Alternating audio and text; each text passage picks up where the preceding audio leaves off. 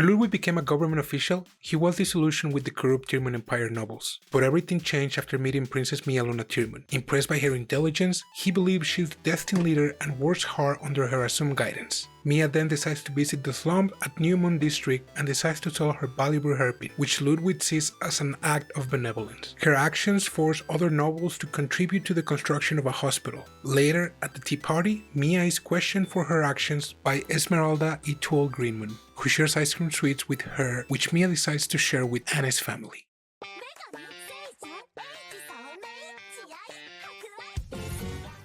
Anne's home was on the outskirts of the castle town, an ordinary wooden house that looked similar to the rest of the rows of houses. A lot of clothes were fluttering in the wind in the garden where pretty flowers bloomed. It didn't look wealthy, but it was a very homely and a warm house. Princess Mia, please wait in the carriage until I get you. Anne quickly went inside the house. After a few minutes of waiting, Anne and a middle-aged couple came out with slightly pale faces. Maybe these people are? It's an absolute honor to meet you, Your Highness. I am Anne's father, and this is Anne's mother, my wife. Nice to meet you. I'm Mia Luna Tearmoon. I'm always indebted to Anne.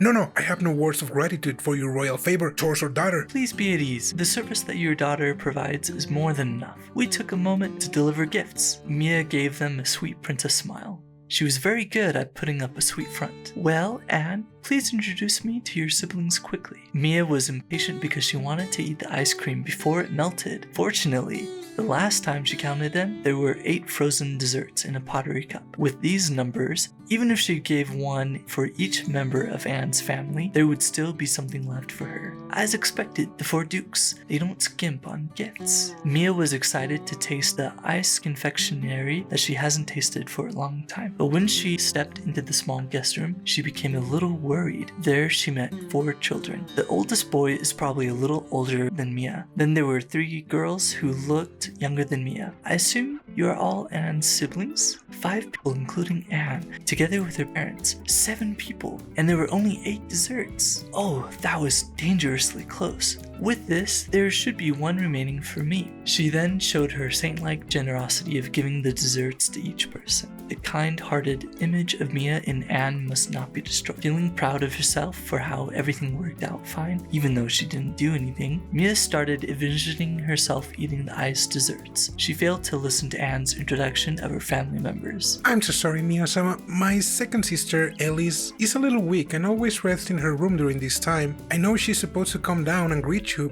but... Huh? This meant there was 1 more person. Mia froze. Not only that... Wow, Your Highness, is it really okay for us to have something like this? Thank you, Princess Mia. Come on, Mom, Dad, let's eat together. Behave yourself in front of the princess. I'm sorry, Your Highness. Faced with the happy faces of Anne's family, Mia knew her fate was sealed. She didn't have the guts to demand a piece in front of Anne lest she destroys Anne's image of her. Stupid daughter of 4 dukes, why are you stingy? You could have given me 10 instead of just 8. She vented her frustrations at the duke's daughter. After abusing them in her head, Mia finally calmed down. I'm sorry, Your Highness. Mia-sama, under any circumstances, she should have to present herself to meet you. I'm sorry for such rudeness. Oh, that doesn't matter. I came here at such a short notice, so it can't be helped. And if she is sick, then there's no point forcing her to come. More importantly, Anne, please have everyone try these already. You should eat them before they melt. Then, after sending a lonely gaze toward the iced desserts once, that's right, why don't we bring your sister's share in her room? As a reminder, Mia wasn't saying this out of concern for the sick. It's just that she cannot stand the sight of seeing other people eat delicious things when she can't have some. As for how Anne interpreted her statement, Mia-sama, thank you for your attention. I'm sure my sister will be happy that you came to visit us. Anne was deeply moved.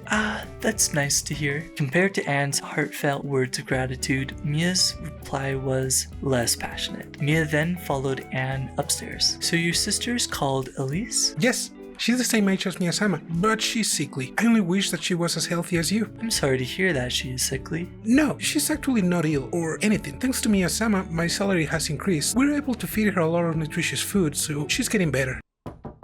Elise?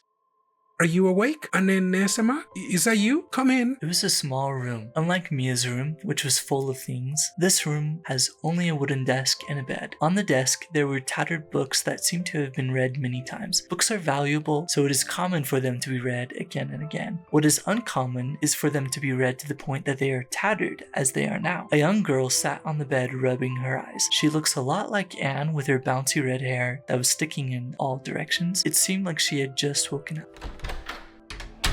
I'm sorry, Nesama. I couldn't go down to say hello. I guess Her Highness has already returned. That's such a shame. I really wanted to meet her. While saying this, Elise was putting on the large glasses from her bedside. Eh? Nice to meet you, Elise. My name is Mia Luna Tearmoon. I am always indebted to your sister Anne. Nice to meet you. Excuse me for being dressed like this. Your Highness, Princess...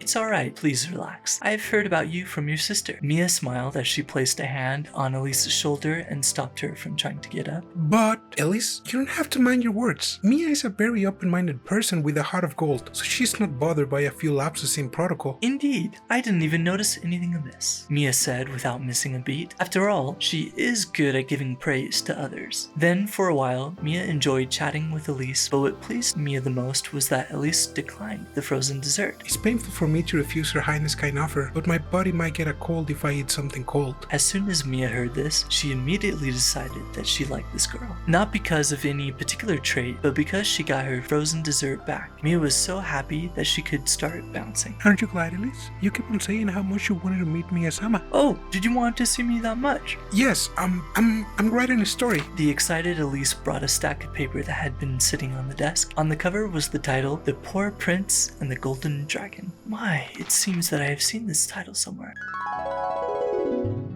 A memory arose in Mia's head. Life in the dungeon was boring. After all, there was nothing to do. She didn't want to be taken out to a kangaroo court where everyone shouts curses at her, but at the same time, it was also painful for Mia to be stuck in the cell doing nothing. At that time, Anne started telling her about the story of the Poor Prince and the Golden Dragon. It was a story that Mia had never heard before, an adventure story about a prince who became poor because he shared all his wealth with the poor. He then met an injured dragon whom he took care of. Then the two of them went off on a series of exciting adventures. Fantasy novels were rare in the Tearmoon Empire, and Mia liked them. However, she never got to hear the ending. It wasn't because she was executed before she had a chance to hear about it. Rather, it was because the author, Anne's sister, died in the famine before she could finish writing it. When Mia was on the guillotine stand, it was one of her deepest regrets that she wasn't able to know the ending of the story. I almost forgot! Mia was so caught up in her thoughts. Destiny was changing little by little. She didn't know whether the famine would still strike, but if it did, its effect might not be so disastrous with Ludwig's efforts. But after flipping through the stack of paper, Mia looked at Elise. This story is very interesting. Eh? Elise's face betrayed her confusion. She didn't think that Mia could have read through it so quickly. Regardless of Elise's reaction, Mia continued, Elise, I want you to become my court author. Pardon? There is a book called The Princess Chronicles of Saint Mia. It is a work of non-fiction, and its contents were pure and unbridled fabrications that glorified Mia. The author of this work was the renowned writer Elise Lichtenstein. She single-handedly established the fantasy genre in the Tearmoon Empire and pushed it to prominence. Employed as court author by Princess Mia, she was also the sister of Anne Lichtenstein, who served for countless years as the princess' exclusive maid. The book began like this. I first met Her Highness when I was just 12 years old. At that time, I was too weak to play outside with my friends of the same age. I turned instead my interest to writing. I began to write stories, not novels. They were far too crude to be called one. Writing became my outlet for my desires and frustrations. They were the escape of a poor girl who had little else in her world. Her Highness scanned my manuscript lightly. Then she decided to make me her royal author. In that quick scheme, she grabs the entirety of my story. I was left speechless by the speed at which she read. It was telling that defied common sense. In fact, it was a brilliance that defied any description. It is my belief that this episode offers an early glimpse at the abundant genius of Her Highness. Just to confirm again, these are all Elise's misunderstandings. No, her delusions, since not a single piece of truth was written there. Regardless, this book sold well. This event was probably the first sign of the Empire in decline. Granted, the book also ends up saving Mia's life, but that's a story for a different saga. Royal author? To your highness? Elise was caught off guard by Mia's sudden offer. The system of being a royal author involved a member of the royal family becoming a sponsor for an artist and supporting his or her livelihood. Gaining a good sponsor meant freedom from financial worries and the ability to focus completely on one's creative work. It was a very coveted position. Elise shook her head even though she had just been offered the best job a writer could have. Please, I'd rather not. What? Why? I believe it is an offer that you stand to benefit from. If she becomes Mia's royal author, then she can gain access to the Grand Library in the castle. There, it should be easy for her to collect research materials. I don't want you to patronize me just because of my sister. Alice, how can you say that to Miya-sama? I want to earn my success with my own effort, not to be given the role of a royal author because of my sister. My, but I do recognize your talent. That's a lie. There's no way you can read everything so quickly. Miss Elise, you should remember one thing about me. I hate lies. I read the contents of your story and I'm making the proposal because I enjoyed it. Mia put a finger to her cheek and looked up as if she was thinking. A moment later, she began speaking. That's right. Why don't I describe to you what I like about your story? She remembered the story that she had heard in the dungeon. She remembered the parts that she liked, the parts that impressed her, the parts that made her laugh. Mia talked and talked and talked. She rattled off like a smug critic. Just as Mia finished ranting, Elise spoke up. No way. There was first a look of astonishment on Elise's face. Then it was gradually replaced with a look of suspicion. Your highness? What is it? Why do you know the parts that I haven't written yet? The meaning of what Elise said hit Mia like a bolt of lightning.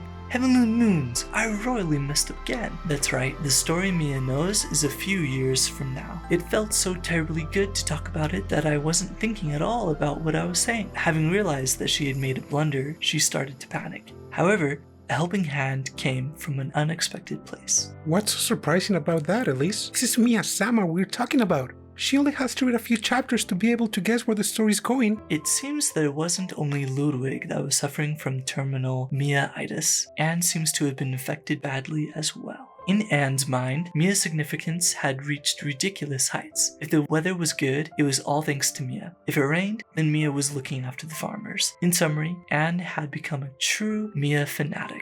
Right, Miya-sama? Of course, what you said is absolutely right. Yeah, right. What in the dark moons is she talking about? Even from Mia's perspective, Anne's reasoning was nonsense. However, since this would help her, she decided to just go with it. It was too late to back down. I'll say it again. At least be my writer and finish the story. Your highness, Anine-sama. Elise looked from Mia to her sister, faced with the pair's absurd logic. Thank you so much. She cracked and gave in. Thus, the Empire saw the birth of yet another Mia fanatic.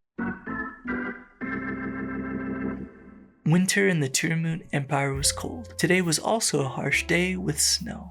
It's cold. Anne was walking down the hallway. Her breaths leave faint puffs of white in the air. It was the last day of the year and it was the holidays. Outside, many if not all shops are closed. But in the castle, it was business as usual. Anne greeted her fellow maids as she passed them. Finally, she arrived at Mia's personal chamber. Excuse me, Miya-sama? Seeing Anne, Mia put down her book and rose from her fireside chair. Anne, you're here. You look very cold. Come over here and warm yourself up. With that said, she guided Anne to the side of the fireplace. Thank you, Miya-sama. This feels lovely. In the past, concerns over etiquette and norms would have caused Anne to balk at such an offer. However, she was reprimanded by Mia that her reservation was improper, so Anne just complied gratefully. In return, she made a solemn promise to herself that she would repay her master's goodwill with loyalty. Anne and Mia sat side by side near the fireplace in silence. I wonder if she has grown taller. A fond smile crept on Anne's lips. She usually regarded Mia as her little sister. Say, Anne, I wonder if you have a moment. Mia broke the silence. Anne noticed that Mia was fidgeting. Knowing her behavior, Anne knew Mia only did this when she was about to ask a difficult favor. Yes? What is it, Miya-sama? I'm going to school next spring. Yes, I am aware of that. Congratulations on your enrollment. There was a rule that noble children are supposed to enroll in a specialized institution of learning once they reached 13. There, they would obtain knowledge and competencies required to effectively rule their respective domains. Anne already considers Mia a saint. She looks forward as to what kind of lady her mistress would be after a formal education. Thank you, Anne. The thing is... Mia smiled a little, but her face soon became cloudy. After a brief silence, Mia raised her face as if she had decided. I want you to come with me as my personal attendant. Eh? You want me? Anne's surprise was justified. School is a gathering place for noble children. It is there that future nobles mingle and develop connections for the future. Anyone who stepped foot into these hallowed institutions was expected to be on their best behavior. They were, after all, the future leaders. Moreover, the school that Mia is going to is not even inside the Empire. Mia will be leaving the castle and will be staying in a school dormitory for the next few years, and she is only permitted to bring one attendant. She can no longer rely on the other veteran maids. That, Mia-sama, I'm very happy with your offer, but are you okay with me? Anne is by no means a capable maid. If anything, she's clumsy. She knows that Mia trusts her deeply, which she is grateful for. But it also saddens her that her skills as a maid are not that great. She believes that Mia would be better off with a maid with more experience. Anne's hands were suddenly wrapped in warmth. Surprised, she looked down and saw her hands wrapped by Mia's. Mia-sama, my hands are cold. Anne, listen to what I am saying. I said that I want you. Oh, Mia-sama. Anne's chest was filled with overflowing emotions. Mia had believed in her, offered her unconditional trust, kindness, and friendship. She had given her so much. It was a debt that should and must be repaid. Moved to the core, Anne kneeled down right there and then. I will try my absolute best. Your Highness, I will serve you with all my mind, heart, and soul. Phew. I'm glad I got that sorted out. At the school where Mia is heading now, two of her lifelong nemesis were waiting. An outland noble who led the revolution against the Empire, Tiona Rodolvan, and the Prince of Sunkland who helped her, Sion Sol Sunkland. These two people were directly connected to Mia's fate with the guillotine, and it also happens that these two will be her schoolmates. It will be a nightmare if I don't have someone that I can completely trust. For the time being, with the minimum condition of having a trustworthy attendant in place, Mia welcomed the new year with a lighter heart. This is it for this video. We will continue with the story of the Guillotine Princess in the next episode. This was Brian and Marco from Jobless Weeps. Matanem!